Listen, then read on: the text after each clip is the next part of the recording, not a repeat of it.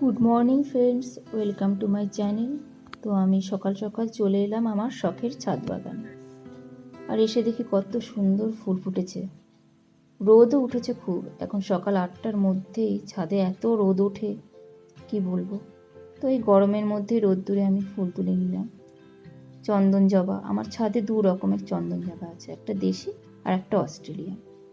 তাছাড়া আছে হলুদ, সাদা, গোলাপি, লাল। লাল জবা আছে 3 ধরনের। আজ পেয়েছি 2 রকমের জবা।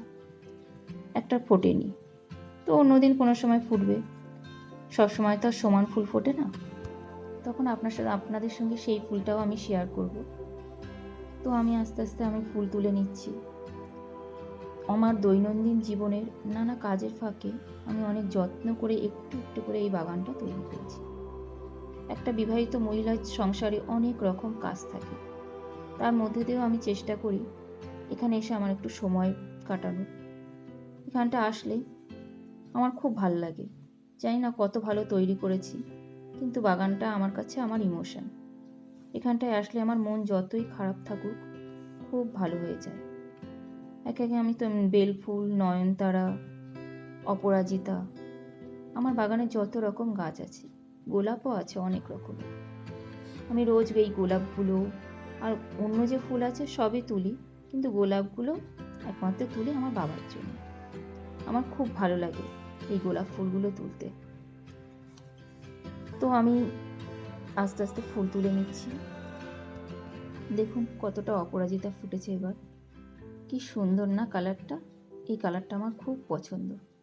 এরপরে ফুটবে চাপা ফুল, সেগুলো তো আরও সুন্দর। তো আমি এবার আস্তে আস্তে ফুল, তুলসী পাতা, দূর্বা সব তুলে নিচ্ছি। এরপরে আমি দেখুন না একটা কি সুন্দর গোলাপ ফুল পেয়েছি। এই ফুলটা আমি আমার বাবাকে দেব। আমার বাবা এখন আমার জীবনে নেই। বাবা আমার জীবনের সব থেকে বড় ভগবান। এখন আমি চাইলেও বাবার কাছে একটুও যেতে পারবো না, কিন্তু বাবাকে একটুখানি এই গোলাপ তুলে দিতে পারলে, বাবার কাছে এই গোলাপ ফুল নিবেদন করলে আমার খুব মনটা শান্তি পায়। আর এই যে দেখলেন বেল গাছ থেকে বেলপাতা তুলে নিলাম, ওটা আমি নিচে লাগিয়েছি যাতে আমি ছাদ থেকে বাবা ভোলানাথের জন্য রোজ বেলপাতা তুলে নিতে পারি। তারপরে আমি দূর্বা, তুলসী পাতা সব তুলে নিলাম। তো এই যে দেখুন কি সুন্দর লাল রঙ্গন ফুল ফুটেছে। বাহ, আমার গাছে সত্যি এত সুন্দর রঙ্গন ফুল ফোটে। আমার 2 রকম রঙ্গন ফুলের গাছ আছে, একটা লাল আর একটা গোলাপি। গোলাপিটা একটু বর্ষা আসলে তখন ফোটে, এখন আর ফোটে না। ওটা একমাত্র বর্ষাকাল এলেই ফোটে। তো দেখুন কতটা ফুল তুলে নিয়েছি। এবার স্নান সেরে ঠাকুর পুজো দেওয়া সেরে নিলাম। এই যে টগর ফুলগুলো ঠাকুরকে দেওয়া হয়েছে দেখছো সেইগুলো আমার উঠোনের টগর ফুল গাছ থেকে আমার বরমশাই ভোরবেলা তুলে রেখেছিল। আজ তবে এই পর্যন্ত, দেখা হবে পরের একটা ভিডিওতে। সবাইকে অসংখ্য ধন্যবাদ।